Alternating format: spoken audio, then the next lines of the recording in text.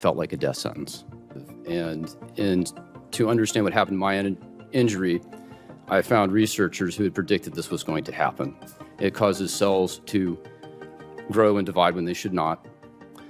It was published in December 2020, although not widely known, that was causing damage to placenta and to lung.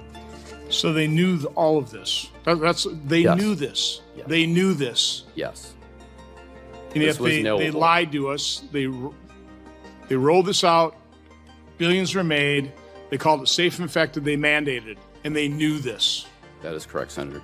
Our next witness is Dr. Robert Sullivan. Dr. Sullivan is a licensed physician and board-certified anesthesiologist over 20 years of active practice in Maryland. He is here today to talk about his vaccine injury following his COVID-19 injection. Dr. Sullivan. Thank you, Senators. My story is not as bad. The same month I received my first COVID mRNA shot, I was featured in the Wall Street Journal's What's Your Workout column for aerial circus arts. I was strong, healthy, and thriving. Just 3 weeks after my second dose, I couldn't go up a flight of stairs without gasping for air. I became short of breath doing even simple things, walking, standing, even speaking. I had constant chest pressure, arrhythmias, and overwhelming fatigue. I cannot overstate the misery. It felt like my body was failing me. I was experiencing right heart failure. Still, I questioned myself. Was this real or in my head? Then an echocardiogram confirmed the damage. I was relieved that it wasn't imagined and stunned to realize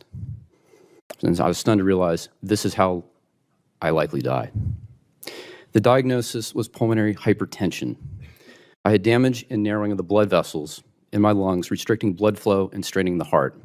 This isn't like regular high blood pressure. Pulmonary hypertension is usually progressive and fatal even with treatment. There is no cure. It felt like a death sentence. I reported my case to VAERS, the Vaccine Adverse Event Reporting System. Most doctors I know had never heard of it. Fewer understood that it carries mandatory reporting requirements. I was never taught about VAERS in medical school. I'm told it still isn't. Eventually, VAERS collected my medical records. I expected to hear from the FDA or CDC. I never did. I believed in the system. I believed I would be heard. When I wasn't, I channeled that disbelief into collaborating with the British Medical Journal on a report about the system's failures. What I learned is chilling. If you are harmed, you are on your own. I've had to adapt. Maybe some of the novel treatments I tried helped.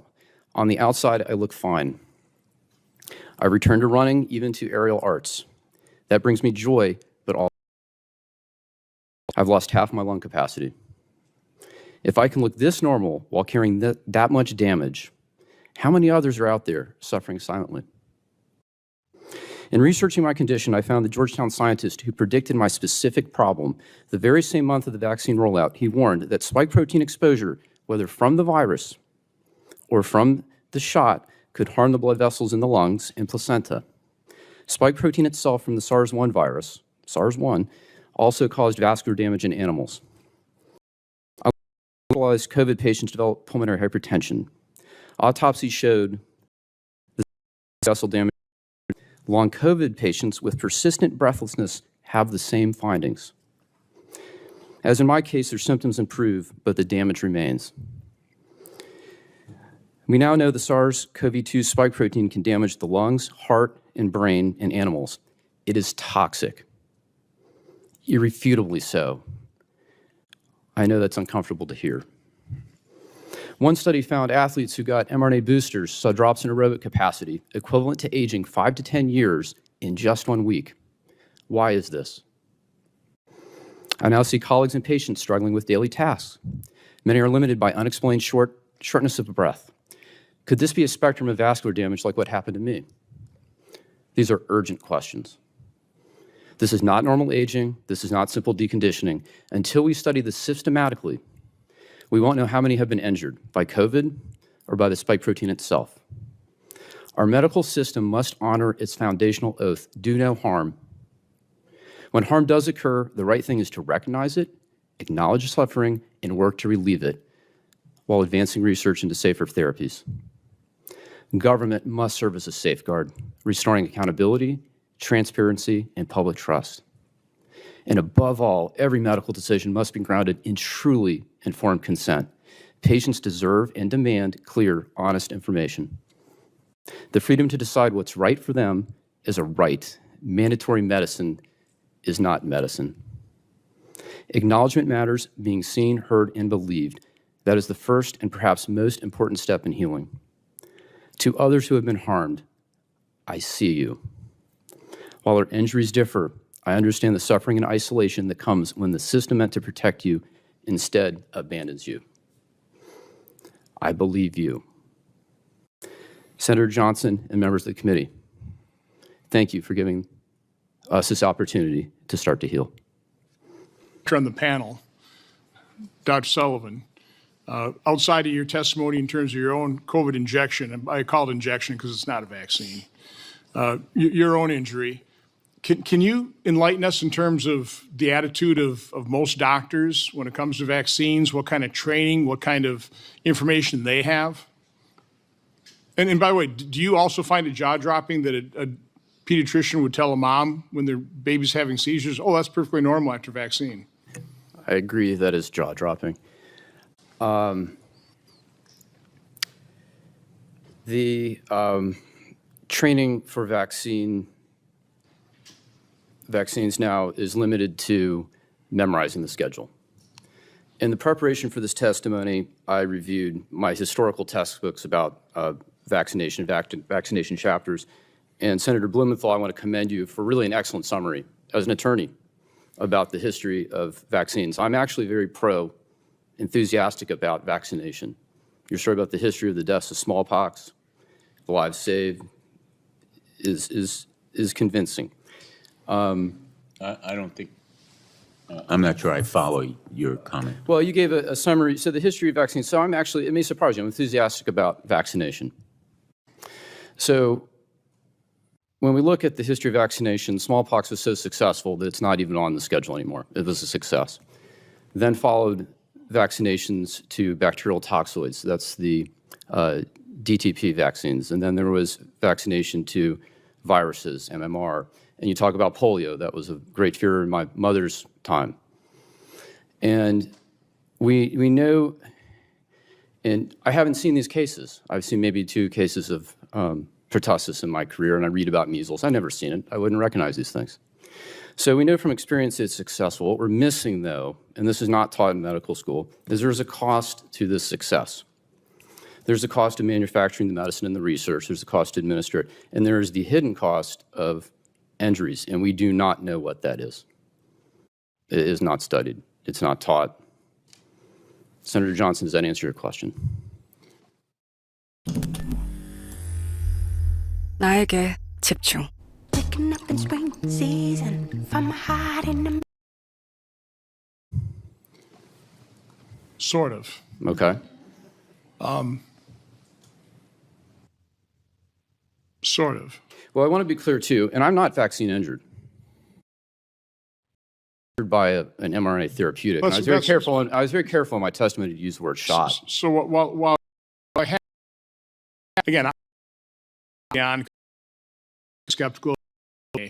One doctor beside himself, understanding what his colleagues were going to do, inject something into the human body that would turn the human cell into a manufacturing site for something that's toxic to its body. It's like, gee, what could go wrong? Yes. You know, encapsulated in a lipid nanoparticle designed to permeate difficult permeate barriers like the blood-brain, like the placenta. You knew it wasn't. They knew it wouldn't. They knew it didn't stay in the arm, and yet they lied to us. Oh, they lied to us. That was not told at the time. So again, I would say that a doctor telling Ms. Tommy that a seizure after a vaccination is perfectly normal. No, it is That's a lie. Yes. I mean, it's a jaw-dropping lie. But talk about the spike protein, because what we're hearing now is what I'm seeing is everybody, it's all being blamed on long COVID. You know, the brain fog, it's all about long COVID. No, again, once again, complete state of denial. Well, the nasty part of the coronavirus is the spike protein. Yes. That is the antigen that the mRNA injection caused the body to produce. Yes, it's a Kind of like, biologically active duh, so molecule. maybe it's the vaccine that's causing the brain fog, and the neurological injuries, and the death, and the strokes, and the I can't remember what it's called, the lining inside your blood vessels. I mean, that's, I think, your problem, right? Vasculitis, yes. Yeah. Inflammation of So vessels. talk a little bit about what you found out now that you've done your research in terms of the spike protein. And when you've got, at least in the virus, it hopefully would clear, but with the mRNA, it's not real mRNA, it's modified. It's modified to not be destroyed by the body, to keep circulating. Now we have studies that the mRNA, that modified mRNA, it's circulating the body for months. We haven't done that in much studies to find out how long, but we're finding it in tumors, we're finding it in other autopsy body parts, that type of thing. Can you just talk about that, and then we'll turn it back over to Senator Blumenthal. You're correct. There are many ways to lose with this new mRNA technology. There are problems with lipid nanoparticle. There is a separate set of problems with synthetic mRNA. It persists in some people 700 days and counting now. There will always be a problem when you load the instructions to make a protein, in that it will present on the surface of the cell and will become a setup for autoimmune disorders. Separate from that, spike protein in and of itself is biologically active. And to understand what happened to my injury, I found researchers who had predicted this was going to happen. It causes cells to grow and divide when they should not. It was published in December 2020, although not widely known, that was causing damage to placenta and to lung. I was probably one of the very few doctors that knew that that shot did not stay in the arm, and I don't even know how I found that information, but I would say that was virtually unknown. Later, I found this out to be true.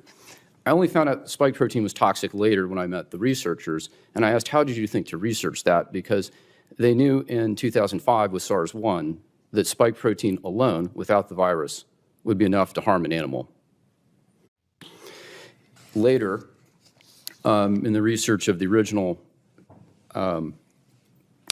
novel bat human coronavirus, this is the 2015 research at UNC with Dr. Ralph Barrick, NIH, and Wuhan Labs.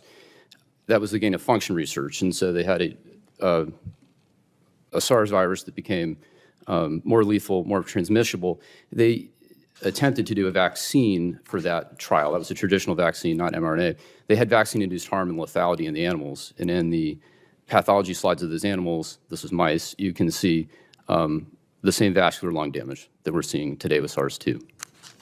So they knew all of this. They Yes. knew this. Yes. They knew, Yes. and This yet was they knowable. lied to us. They rolled this out. Billions were made.